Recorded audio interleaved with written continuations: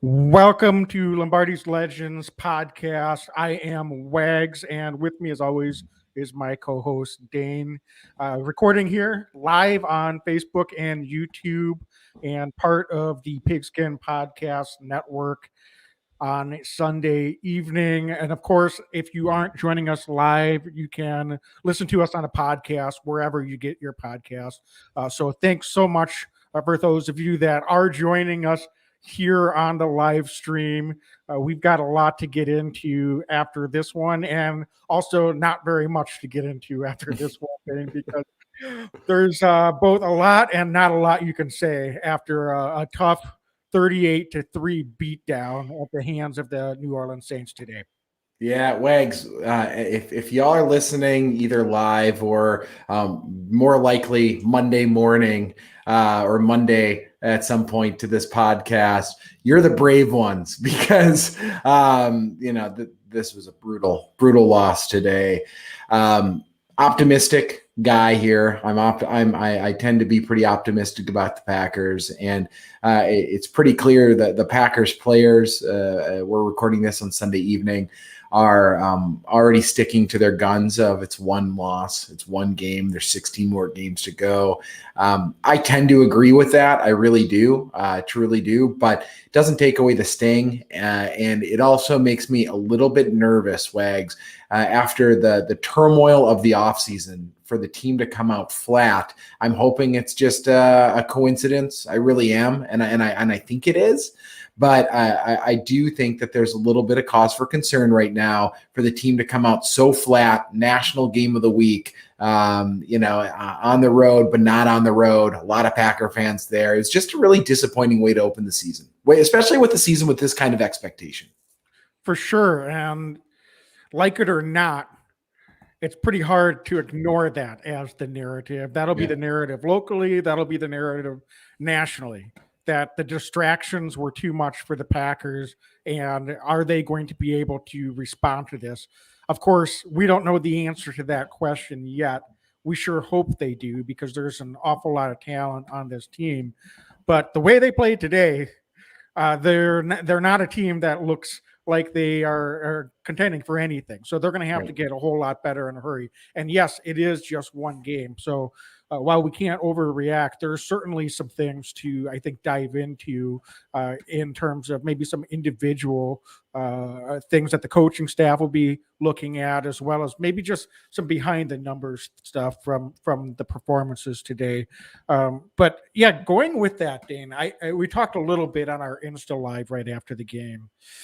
We had obviously everything with Aaron Rodgers this offseason. Mm-hmm. And the way he played today, how much of that do you think, affected him? I mean, it seems crazy to even think that had any bearing on what was going on out on the field today. But on the other hand, I think rightly, he was taking some criticism for maybe not having his head all on football with a team that's coming off of 2 NFC Championship game appearances.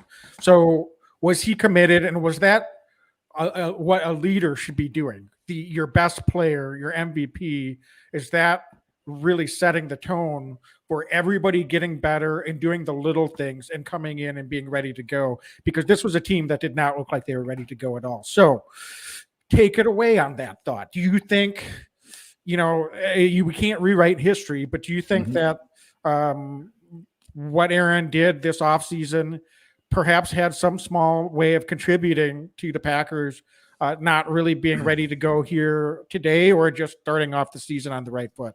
Yeah, it's, unfortunately, it's valid for this question to come up. It's invited, right? The discourse of this offseason, those questions I think are fair questions to have. And you and I historically are not guys that really pile on individual players, but I think that it's worthwhile to ask that question. And I think my answer, Wags, is it doesn't help. It doesn't help, right? I mean, you got Tom Brady and others, and I don't like to just compare it to Tom Brady, but other quarterbacks in the offseason do unofficial workouts, right, with their receivers, and they find a place to go and they run routes, they do all that. That by all appearances was not the case with the Packers this offseason. And is it mandatory to do that? Of course not. It's not. But would it have been nice maybe for some of these receivers to get together with Aaron and sling the ball around and do some of that? I think it would have been good. It just those types of things, right? Because it goes beyond what happens on the field as well. And it's not just Aaron, by the way, It's not just Aaron. because we had our top 5 receivers at the time skip OTAs, and those guys probably needed to be out there getting reps and getting better. I think they will have better games. I know they will have better games throughout this season. I have a lot of confidence in their ability, but you look at Alan Lazard, you look at MVS, these guys, even Randall Cobb, who just rejoined the Packers, and I get he wasn't there for the OTAs, but none of those guys were at OTAs or did any work in the preseason. And that's coaching staff's, call too, or mostly their call. So I understand that there's some culpability there too, and that's a different discussion. But it's all about setting the tone. And when your leader's not there, I think he does share some responsibility. Now, ultimately, is that the main reason why the Packers stunk today? No. But is it an underlying or a question or a fair question? Perhaps. I think, when you come out like this in week 1, it's definitely a fair question, like you said. And we were talking earlier, if this had happened in week 5 or week 7, and you're getting ready to go to a bye, unfortunately, you have stinkers sometimes throughout the season. But when it happens in week 1, I think that's definitely cause for some concern. So, Dane, what were some other just overlying thoughts you had about the performance today as well? I mean, I think it was the defense struggled early. And my big concern there early on was like, man, if they can't get off the field now, they're going to be worn down in the 3rd and 4th quarter. Clearly, that didn't seem to really matter because the game got away from them, pretty significantly. I will say that they made a couple stops in a couple spots that would have theoretically gotten the team back into it, but the offense I had some turnover issues. So while I think the defense deserves criticism, I don't think it was as bad, believe it or not, as I think the score suggests. And I also don't think it's as bad as a lot of the fans are going to try to make it out to. I was joking that what's the over under 1 quarter on folks wanting Coach Barry fired. And, anybody who took the under is a big winner, because I think after the first series, folks were livid. But, I thought that they had a couple key stops, and if the Packers were able to get a touchdown on the possession where Aaron Rodgers threw the interception, that first interception, all of a sudden it's a 1-score game, and it's different, right? The flow's different. The New Orleans, they're not able to pin their ears back the same way. It's not a short field.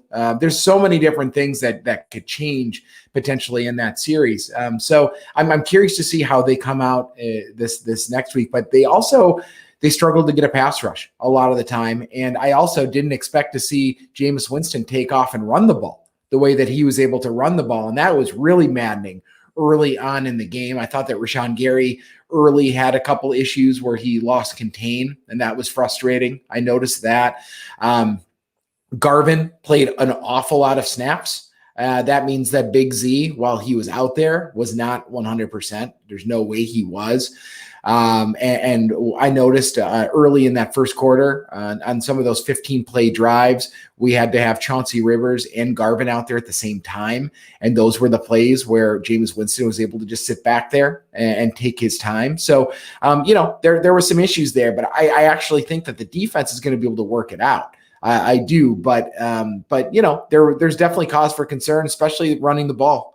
Once again, on us was really frustrating. But I do think that big picture, Wags, I'm not going to see these quarterbacks scrambling and running and picking up first downs the way that Winston was able to do today. I don't think that that's going to be a consistent problem. But until they can show otherwise, it was just a frustrating performance all around. I thought offensive and defensively. I joked that the new punter was maybe the silver lining. I can't believe I'm saying it, but at least he looked all right out there. But in all seriousness, it was kind of a full team effort today with this loss. They just, neither phase really looked too fired up. They both seemed kind of flat out there. And, when that happens on both sides of the ball at the same time, you're in for a world of hurt. Yeah, let's get into some of the numbers. Then Yeah. There's not a lot to analyze. With Right, there's not. That's the thing. But speaking of the rush defense, I was actually really surprised. You're looking at the box score after the game. The Saints only averaged 4.4 yards per rush, which isn't wonderful for the defense, but it's actually not that bad either. It's not as bad as it felt like during the game. That's for sure. 39 carries for the Saints. I know they were part of that is they were just kind of trying to run the clock out for most of the fourth quarters, but they ended up garnering 171 yards on the ground. Jameis Winston, he had 5 touchdown passes, but I don't think he was anything spectacular through the air. The Saints and Coach Payton did a nice job of putting him in position to make some very completable passes. Aside from the one throw that should have been an interception that Savage had, and Za'Darius got called for the late hit penalty, the roughing the passer, he didn't really force the ball into bad spots all day. Obviously, the big pass that he had, he only had 148 yards passing, and that's with 50 of them coming on one pass, as Kevin King seemed to be reprising his NFC Championship game coverage. We can complain about that for a little bit if we want to, but it wasn't like Jameis was just in a huge rhythm, right, just torching the Packers defense through the air. They give the Saints coaching staff and their offensive line a lot of credit. I know that's hard to do sometimes, but the way that they executed and moved the football was it was actually just a phenomenal game plan and really good execution on their part. But going back to your point earlier about the defense, we'd like to see improvement. I think they'll be better, but I actually do blame more the offense. We scored 3 points. Right. We scored 3 points, and if Rodgers doesn't throw that interception, by the way, it's one of the worst passes I've seen him ever make. And, we've seen other quarterbacks make worse throws. So that's not, someone that makes routinely bad passes, but it was a terrible pass and it was a terrible decision. So it was kind of a twofer in that moment. But if Packers get back to 17-10 after falling down 17-0, there's a world where in the fourth quarter, this is maybe like a 24-17 or a 20-13 Absolutely. type game, and we're at least in it. So I just don't really feel like the defense shoulders that much of the responsibility. It was a tough first half. The Saints executed beautifully, but the last few scores that they had, the Packers went for it on fourth down a couple of times, a couple interceptions. The Saints really had the ball well within the Packers side of the field. They're going to get a bunch of points in that situation. So that was more what contributed to the lopsided score late into the third and into the fourth quarter than anything the defense was necessarily doing. Let's be honest. If the offense can't go out there and convert 1 third down with the number one offense, that's the problem. You're not going to win any game scoring 3 points. There's just not going to happen. That's the figure right there, Wags, is the third down conversion rate. That's the one that I circle, and I think that was really the key to the game. Largely was the offense was not able to extend drives at all. Meanwhile, the New Orleans Saints go back-to-back 15-play drives. That's the game. Folks can point at the defense. I think it's easy to do that, but the reality is the defense, is hoping that the offense can at least extend it a little bit, right? Get a couple first downs, get some kind of rhythm going. There was no rhythm there. And if you're not able to convert third downs in the NFL, especially with the reigning MVP, then you're going to be in trouble. And that's it. That's just football 101 at this point.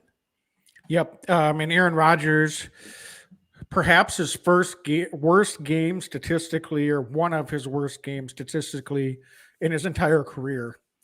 He had a 34 passer rating, only averaged 4.7 yards per attempt. It's only his second time in his career he's averaged less than 5 yards per attempt in a full game. No touchdowns, obviously, a couple interceptions. His second interception was pretty bad too. I mean, that was just an overthrow. Those can happen. So it wasn't quite as bad as the first one, but it still was not a good throw at all. So that's troubling for sure. The worst thing is that most of the throws were underneath, and we don't have the coach's tape or have a chance to look at that yet, Dane, but it didn't feel like some of the games that Rodgers has really struggled. It's because he's been under so much pressure.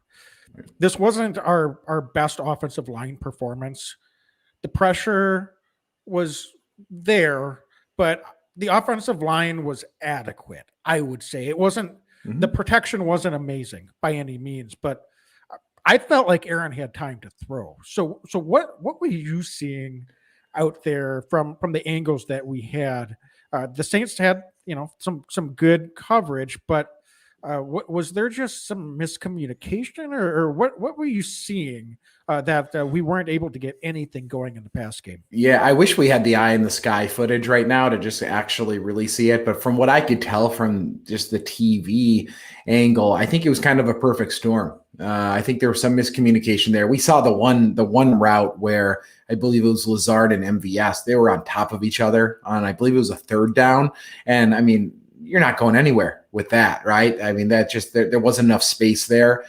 So that was troubling.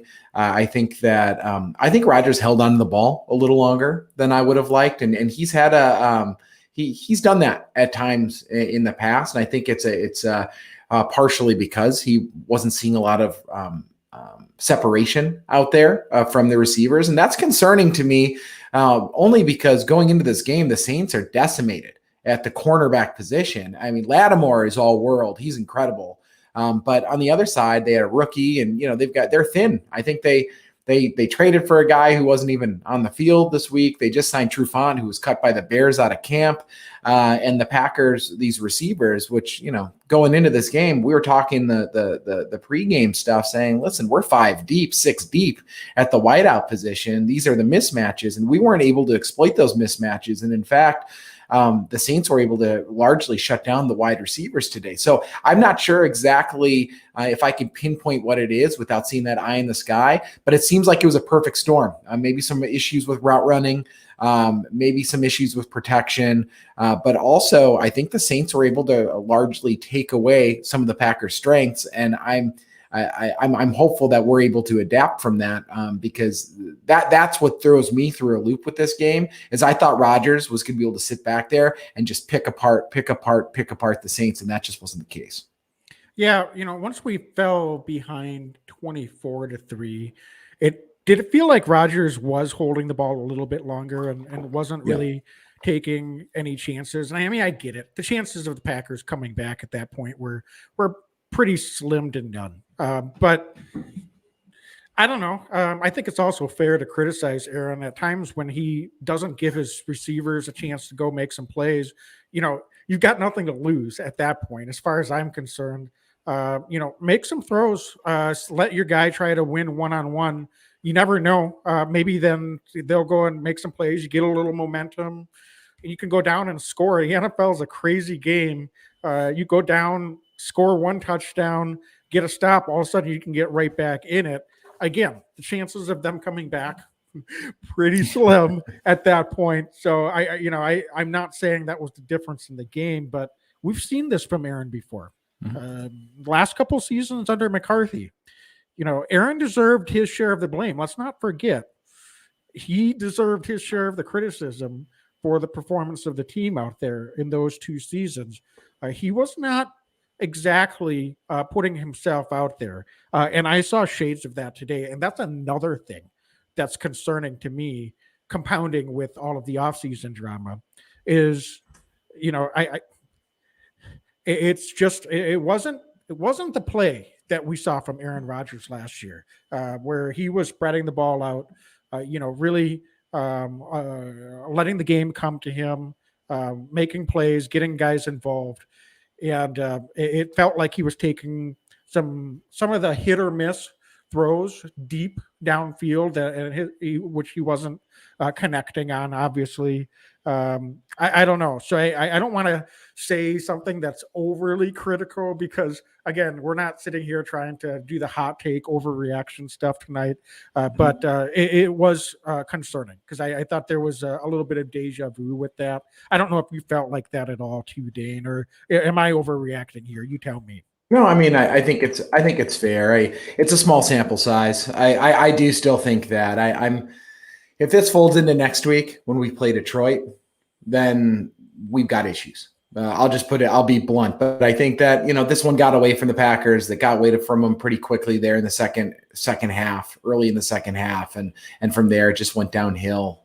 So I'll be curious to see next week how the Packers come out, because winning cures a lot, right? So if the Packers come out, look like the Packers of 2020 next week, then it's like, okay, we worked the kinks out. It was a bad start to the season, and now it's behind us. So I'll be curious to see what it looks like next week. But we need to turn around. They need to turn around pretty quick, because we're on Monday Night Football. Real quick, just one more question for you. Yeah. I asked about what you were seeing from wide receivers. MVS actually led the team in targets. He had 8 targets, only 3 receptions for 17 yards. We heard all preseason how MVS was, taking it to the next level, maturity, his practice. We expected more consistency, and that's not a lot of production. I don't know that I can say that it felt like he left anything on the field, but were there some more opportunities that MVS maybe could have contributed to, maybe get this offense rolling a little bit today, or was there just not really the opportunities there, and he happened to be the guy that was targeted when Aaron was trying to just make a throw or throw the ball away? Yeah, I mean, a couple of those targets one of them was like well out of the end zone, if I recall. One was that interception, right? So when I start to look at that, a couple of those were just not catchable balls.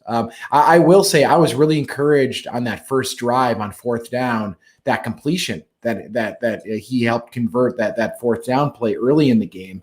Obviously didn't end up really mattering in the game, but that was a play that, I'm not sure if he makes last year.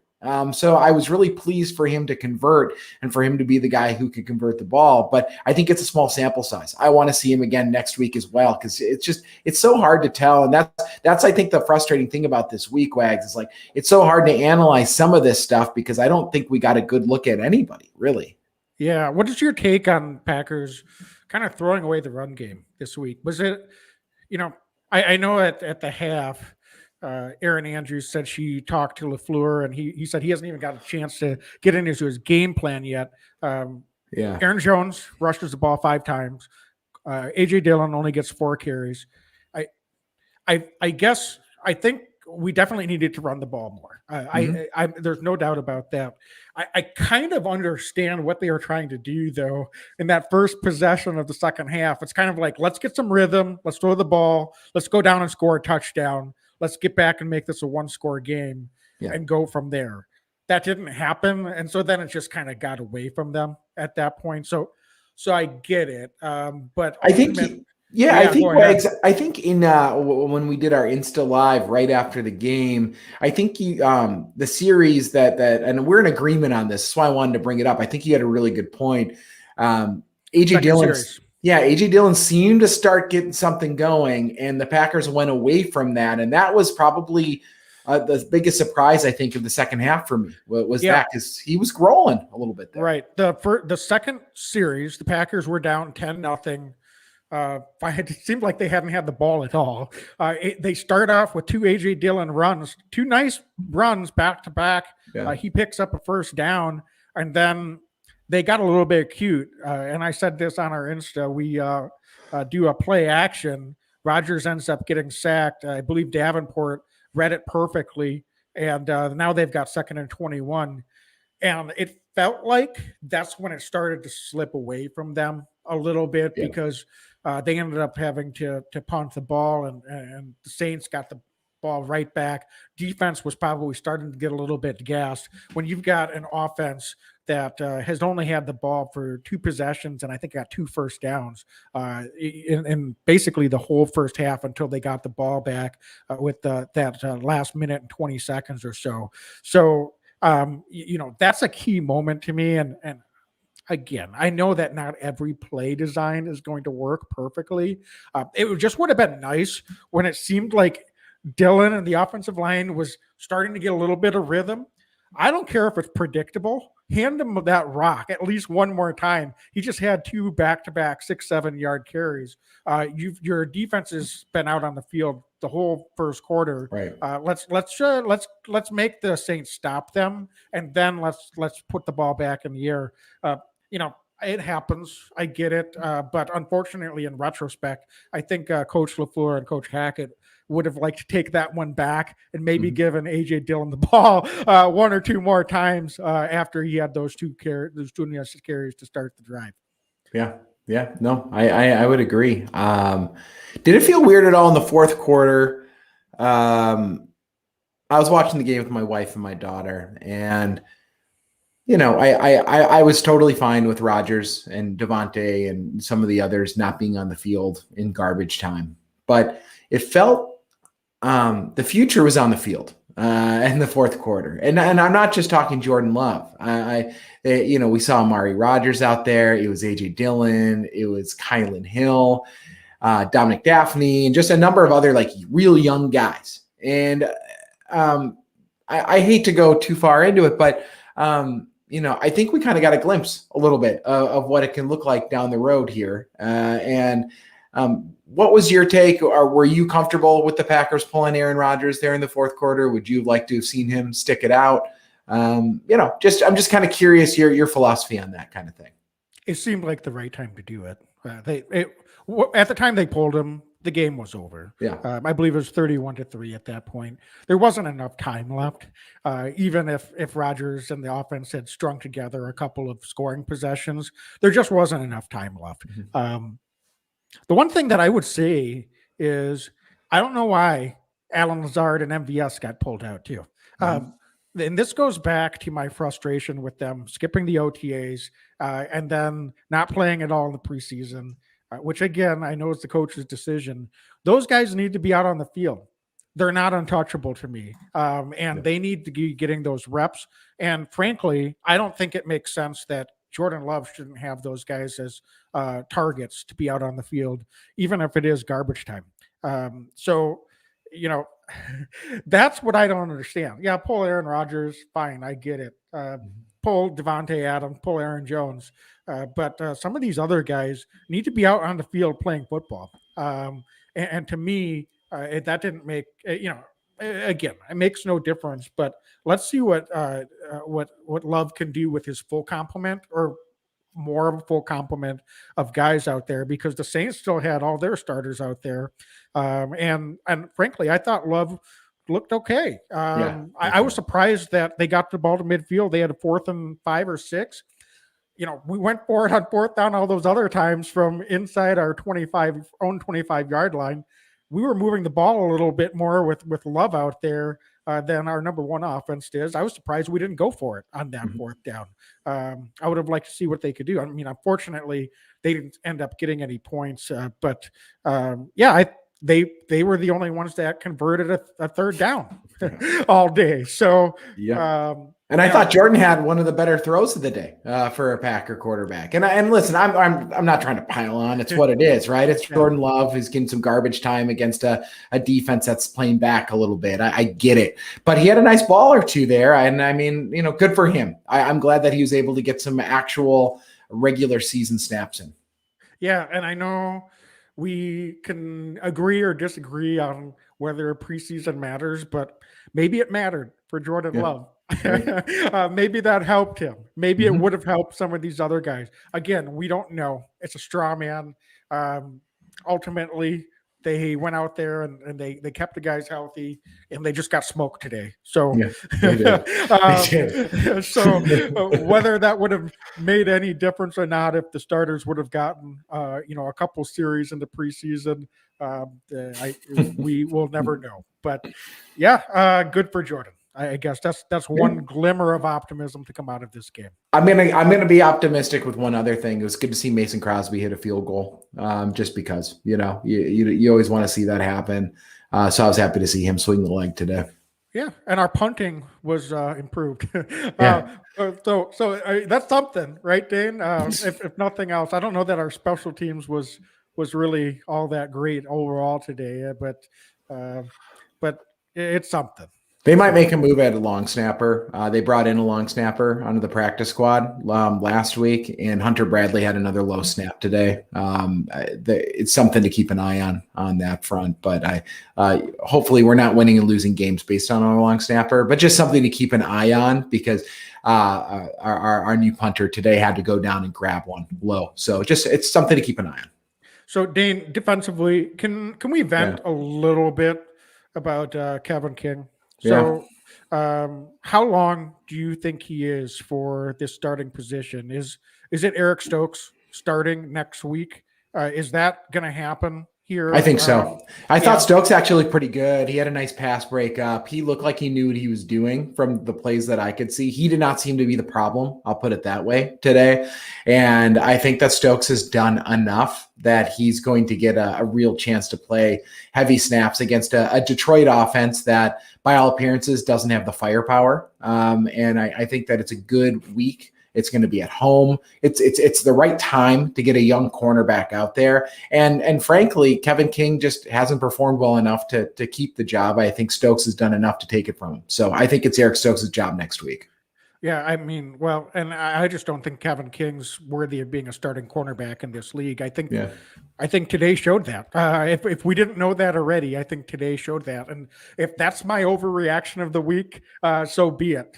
But I firmly believe it, and I was surprised when Goody in the front office re-signed Kevin King, and I don't know Kevin personally, so I hate to be overly critical of one guy, but it just is what it is. He should not be a starting cornerback in this league. And unfortunately, I don't think he's going to be for much longer. So, or unfortunately for him. Anyway, Dane, one other thing I thought was just notable. The Saints had a touchdown that go up, I believe, 24-3.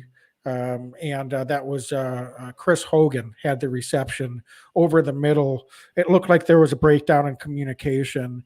He started out lined up against Chandon Sullivan. In the replay, I saw Sullivan pass him off. It looked like Darnell Savage may have come up against the play action as Jameis started to run and press the line of scrimmage. So I don't know whose responsibility that was to kind of shadow Jameis if he was going to break the line of scrimmage, if that was Darnell Savage or if that was Chandon. But certainly that was another breakdown that you do not like to see out there on the defense. I don't care what the situation is. Overall, a little bit discouraged. Again, I know that, like we said earlier, I don't think this is as much on the defense as it was the offense today, but a little bit discouraging, I think, on a few things that we saw out there today in Coach Berry's first game as a defensive coordinator. So he's going to have his work cut out for him if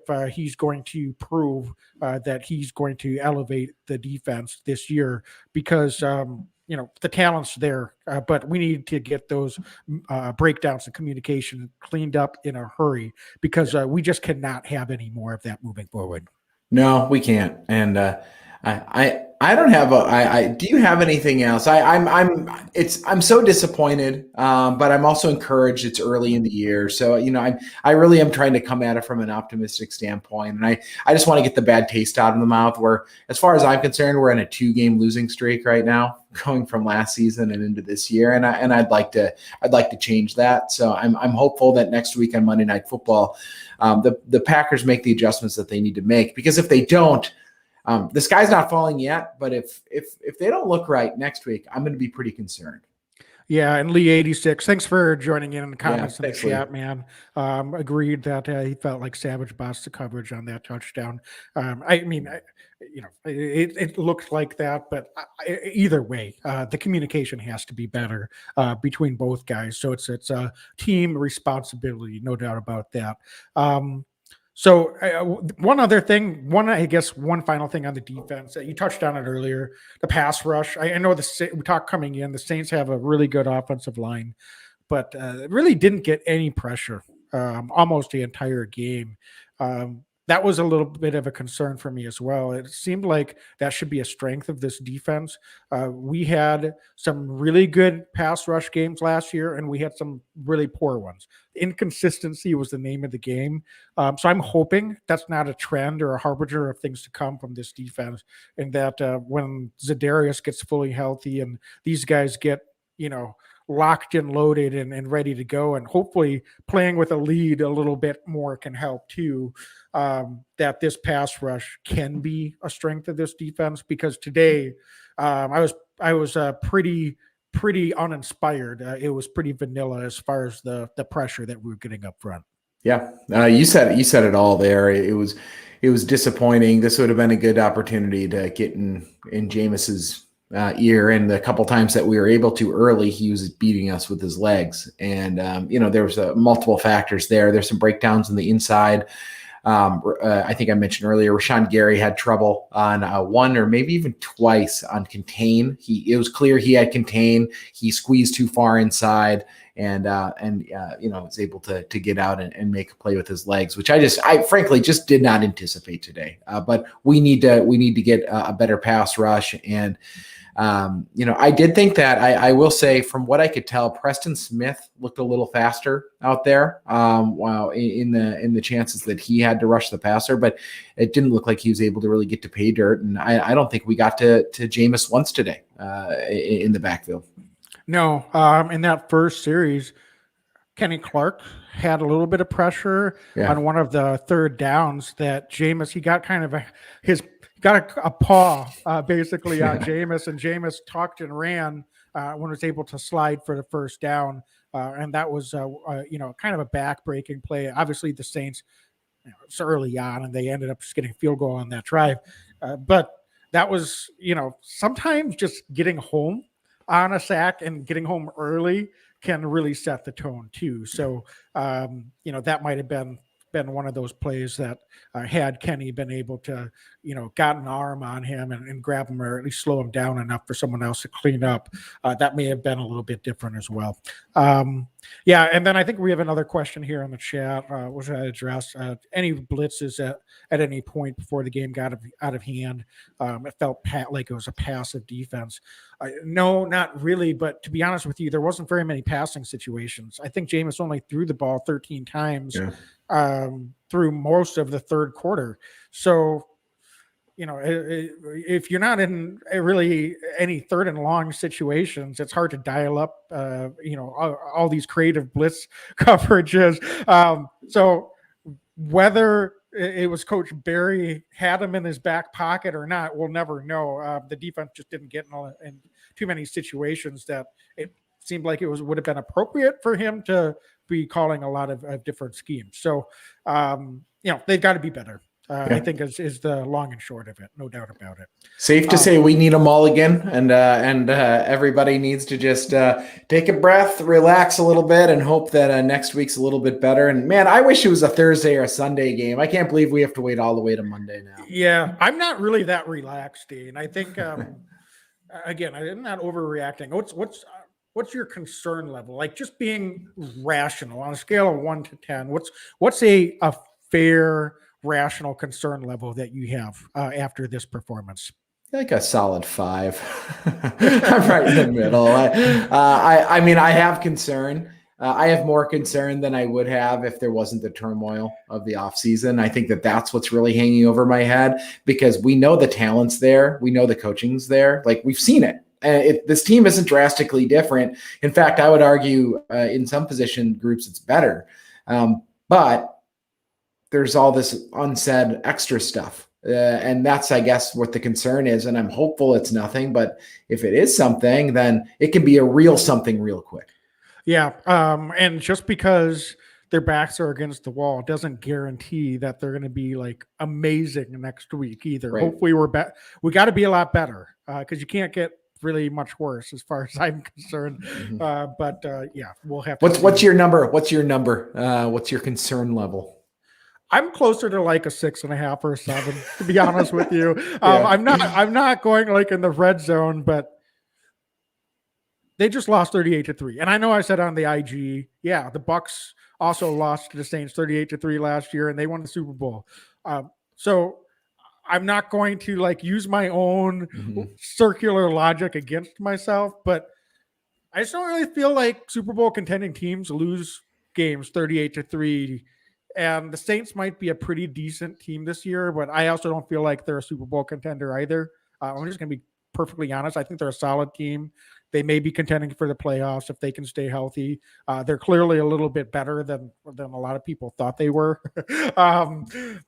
We thought they were perfectly capable of beating the Packers this week. I didn't expect it to be like this, but that's my concern level is just how do we respond to this? And maybe we're just not quite as good as we expected to be, but we've got a long season to work this out. So it starts next week. Absolutely. You know what? And I'm just going to be hopeful on this end and say maybe instead of us all feeling good about ourselves, right, and go after a big year last year, maybe this is a good wake-up call. And also, if we're looking for a silver lining, the Lions lost today, the Vikings lost today. As we're recording this, the Bears are down by 13 against the Rams. So, heck, you got to win your division to get into the playoffs in this league. So I know it's early, but it's not like we're sitting here watching the Vikes blow everything up and the Bears are blowing the Rams out of the water right now. And Chicago could come back and win this game by the time this podcast is over. But, you also have to look around at who's in your division, and it's not about how you start in this league. It's about how you end. Yep. You couldn't have said it any better. So I think that's a good spot to end it on, Dane.